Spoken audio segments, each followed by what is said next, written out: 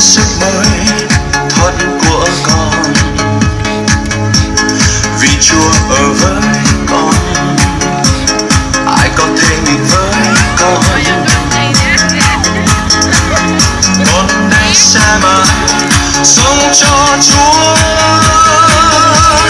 con sẽ sống cho Ngài và con sẽ chẳng nhìn lại đằng sau. Đời con sẽ sống cho Ngài Giêsu,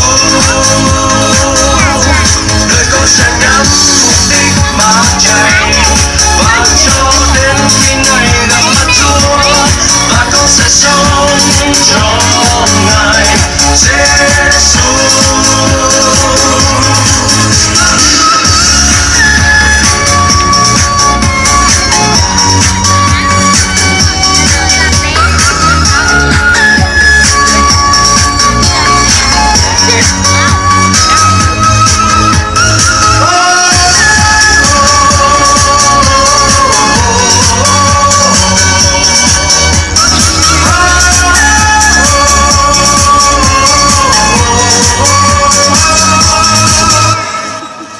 There is no God like you, God.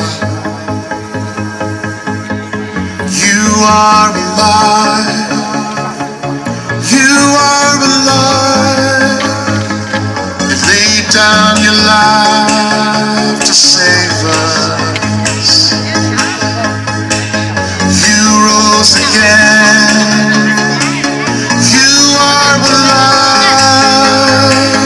Không ai như Chúa của chúng con. Chúa sống đã thắng, Chúa sống vinh quang đến thế giới để cứu chúng con. Đắp thắng con chết, Chúa sống vinh quang.